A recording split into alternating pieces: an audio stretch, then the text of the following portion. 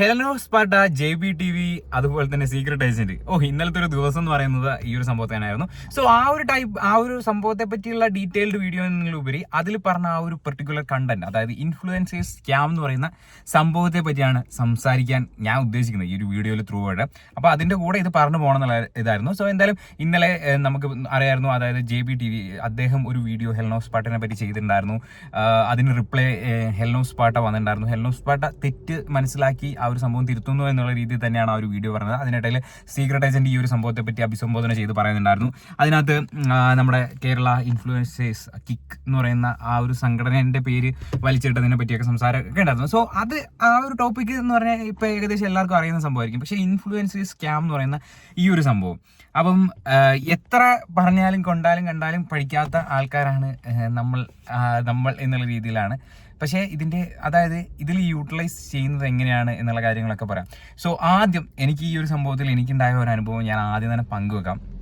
എൻ്റെ ജീവിതത്തിൽ അത് വലിയൊരു ഹൈലൈറ്റ് ആയിട്ടുള്ള ഒരു സംഭവമാണ് ഈ ഒരു സംഭവം എന്ന് പറയുന്നത്. ഞാൻ പണ്ട് യൂട്യൂബ് തുടങ്ങുന്ന ആ ഒരു സമയത്ത്, യൂട്യൂബ് തുടങ്ങുന്നത് ഇൻ ദ സെൻസ് ഓഫ്, ഞാൻ യൂട്യൂബിൽ 2011 തൊട്ടേ അക്കൗണ്ടും കാര്യങ്ങളൊക്കെ ക്രിയേറ്റ് ചെയ്തത്. ഞാൻ 2017-18 കാലഘട്ടത്തിലാണ് യൂട്യൂബിൽ കുറച്ച് ആക്റ്റീവായിട്ട് വീഡിയോസും കാര്യങ്ങളൊക്കെ ചെയ്യാൻ തുടങ്ങുന്നത്. അങ്ങനെയാണ് ഒരു റവന്യൂ ജനറേഷൻ എന്നുള്ള രീതിയിലേക്ക് വരുന്നത്. സോ എൻ്റെ ഫസ്റ്റ് റവന്യൂ ജനറേറ്റ് ആയ സമയത്ത് നമ്മൾ ഈ ഇൻഫ്ലുവൻസേഴ്സിൻ്റെ വീഡിയോയും കാര്യങ്ങളൊക്കെ കാണും. അങ്ങനെ ഈ ലിങ്കുകൾ ഫോളോ ചെയ്യുക, അങ്ങനത്തെ സംഭവമൊക്കെ ചെയ്യുമല്ലോ. സോ ഈ പൈസയുടെ ഒരു പ്രശ്നം എന്ന് പറഞ്ഞു കഴിഞ്ഞാൽ, പൈസ ഇപ്പോൾ 100 രൂപ കിട്ടിക്കഴിഞ്ഞ് കഴിഞ്ഞാൽ 100 രൂപ കയ്യിലുള്ളവൻ, അതായത് ഓവർ പൈസ കയ്യിലുള്ളവരല്ല ഞാൻ പറയുന്നത്, ഒരു മീഡിയം കയ്യിലുള്ളവർ എപ്പോഴും അതൊരു 200 ആക്കണം, അങ്ങനെ 300 ആക്കണം. ആ ഒരു സെഗ്മെന്റ് ആൾക്കാരിലേക്കാണ് ഈ ഒരു ഇൻഫ്ലുവൻസേഴ്സ് സ്കാം അല്ലെങ്കിൽ ഈ ഒരു സ്കാം വരുന്നത്. അതായത് ഈ സ്കാമിൽ പറയുന്നതെന്ന് വെച്ച് കഴിഞ്ഞാൽ, നിങ്ങളുടെ കയ്യിൽ 100 രൂപ ഉണ്ടെങ്കിൽ നിങ്ങൾ 200 രൂപ ആക്കാം എന്നുള്ള രീതിയിലൊക്കെയുള്ള സംഭവങ്ങളാണ് ഇവരുടെ മുന്നിലേക്ക് വരിക. അതിൽ മെയിനായിട്ട് ഈ ഇൻഫ്ലുവൻസേഴ്സ് ആണ് ബലിയാടാവുന്നത് ഞാൻ പറയില്ല. ബിക്കോസ് ഇൻഫ്ലുവൻസേഴ്സിന് എന്തെങ്കിലും ഒരു പ്രോഫിറ്റ് കിട്ടിയിട്ട് ആണല്ലോ അവർ ആ ഒരു വീഡിയോ ചെയ്യുന്നത്. So obviously ബലിയാടാവുന്നല്ല. സോ എന്തെങ്കിലും ഒരു ഇത്ര രൂപ ഇൻഫ്ലുവൻസേഴ്സ് തരാൻ പറയുമ്പോൾ ഇൻഫ്ലുവൻസേഴ്സ് ഒരു വീഡിയോ സ്റ്റോറി ആയിട്ട് ഇടും. ആ ഒരു സ്റ്റോറി ആയിട്ട് ഇടുന്നത് കണ്ട് നമ്മളതിൽ ക്ലിക്ക് ചെയ്യും. ഞാൻ അതേപോലെ ക്ലിക്ക് ചെയ്തിട്ട് കുറച്ച് പൈസ എൻ്റെ പോയതാണ്. സോ അന്ന് ഈ ഒരു സംഭവം മനസ്സിലാക്കിയതാണ് ഇതെന്താണ്. നമുക്ക് അനുഭവം വരുമ്പോൾ ഈ ഒരു സംഭവത്തെ പറ്റി നമുക്ക് ശരിക്കും മനസ്സിലാവും. അപ്പം എൻ്റെ ഫസ്റ്റ് റവന്യൂ, യൂട്യൂബിൽ കിട്ടിയ ഫസ്റ്റ് റവന്യൂ ഇല്ലേ, നമ്മുടെ കയ്യിൽ ഫസ്റ്റ് കിട്ടുന്ന ആ ഒരു റവന്യൂ, ആ ഒരു സംഭവത്തിലാണ് എനിക്ക് ആദ്യം തന്നെ ഏതോ ഒരു തമിഴ് ഇൻഫ്ലുവൻസറിൻ്റെ എന്തോ ആണ് സംഭവം, ഞാനത് ഫോളോ ചെയ്ത് ഇതാക്കിയത്. പക്ഷേ അന്ന് എനിക്ക് മനസ്സിലായി ഇത് പക്ക ഉടായ്പ സംഭവമാണ്. അപ്പം ഞാൻ എൻ്റെ വീഡിയോയിലും കാര്യങ്ങളൊന്നും ഈ ഒരു സംഭവത്തെ, നമുക്കിപ്പം ഇൻസ്റ്റാഗ്രാമിലൊക്കെ ഇങ്ങനെ ഓരോരുത്തർ മെസ്സേജ് അയക്കും, ഇന്ന സ്റ്റോറി ഇട്ട് കഴിഞ്ഞ് കഴിഞ്ഞാൽ ഇത്ര ഇതാക്കി തരാം, അങ്ങനെയാണ് ഇങ്ങനെയാണ് എന്നൊക്കെയുള്ള രീതിയിൽ, നെവർ മൈൻഡ് എന്നുള്ള രീതിയിലാണ് ഇപ്പം ഇതുവരെ ഈ ഒരു നിമിഷം വരെ പോയിട്ടുള്ളത്. സോ അതിന് മെയിൻ റീസൺ നമുക്ക് അനുഭവം ഉണ്ടാകാനാണ്. സോ എനിക്ക് എല്ലാവരോടും പറയാനുള്ള ഒരു സംഭവം എന്ന് വെച്ച് കഴിഞ്ഞാൽ, നമ്മൾ പണിയെടുത്ത് നമുക്ക് കിട്ടുന്ന പൈസ ഇല്ലേ, അതാണ് നമുക്ക് കിട്ടുള്ളൂ. അല്ലാണ്ട് നമുക്ക് ഇരട്ടിപ്പിക്കാം അല്ലെങ്കിൽ മുരട്ടിപ്പിക്കാം എന്നൊക്കെ പറയുന്ന സംഭവമില്ലേ, കംപ്ലീറ്റ്ലി തെറ്റാണ് എന്നാണ് എൻ്റെ ഒരു അഭിപ്രായം. ബിക്കോസ് അനുഭവങ്ങൾ തന്നെ അങ്ങനെയാണ് നമ്മളെ കാണിക്കുന്നത്. അപ്പം ആ ഒരു സംഭവത്തിൽ ഇനി നിങ്ങൾ ആരും പോവാതിരിക്കുക. നമ്മൾ പണിയെടുത്തോ, നമുക്ക് ആ പൈസ കിട്ടും. സോ അതൊരു ജെന്യൂൻ ആയിട്ടുള്ള ഒരു എമൗണ്ട് ആണ്. ഇപ്പോൾ യൂട്യൂബിൽ വീഡിയോ ഇടുന്നവരാണെങ്കിൽ യൂട്യൂബിൽ വീഡിയോ ഇടുന്ന ആ ഒരു പൈസ ഈ ഇൻസ്റ്റാഗ്രാമിൽ സ്റ്റോറി ഇടാൻ പല സോഷ്യൽ മീഡിയ ഇൻഫ്ലുവൻസേഴ്സും ഇതായി പോകുന്നതിൻ്റെ ഏറ്റവും മെയിൻ റീസൺ എന്ന് വെച്ചാൽ, ഇൻസ്റ്റാഗ്രാമിൽ നമുക്ക് മോണിറ്റൈസേഷൻ റവന്യൂ ഒന്നുമില്ല.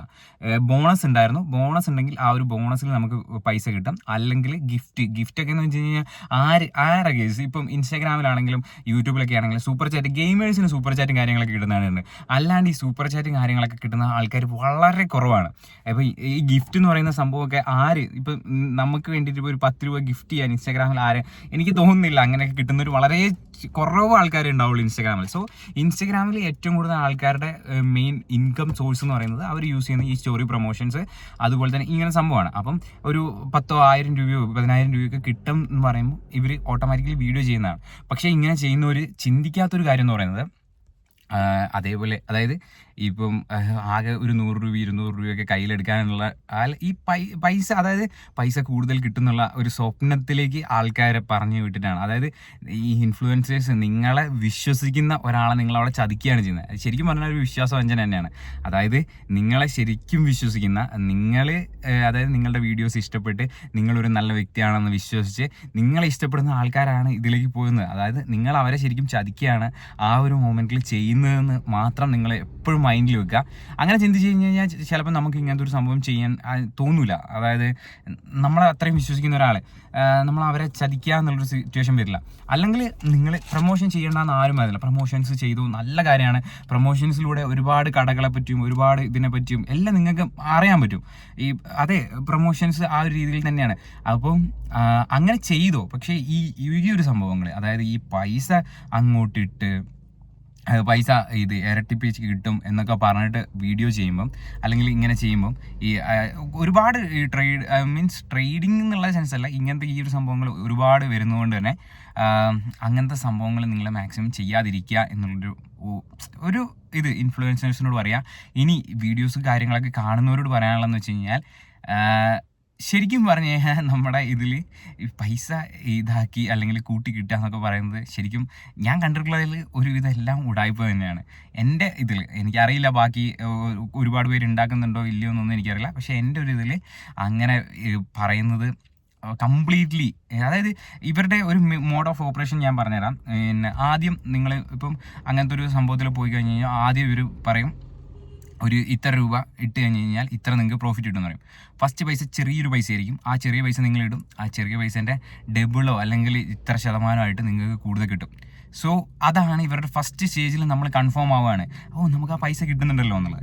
പിന്നെ അടുത്ത ഇതിലേക്ക് വരുന്നതെന്ന് വെച്ച് കഴിഞ്ഞാൽ, അടുത്ത മോഡ് ഓഫ് ഓപ്പറേഷൻ എന്ന് വെച്ചാൽ അതിൽ കൂടുതൽ ഇട്ട് കഴിഞ്ഞാൽ അതിൻ്റെ കൂടുതൽ കിട്ടും എന്നുള്ള ഒരു ഇത് വരും. ആ സമയത്താണ് ശരിക്കും നമ്മൾ പറ്റിക്കപ്പെടുന്നത്.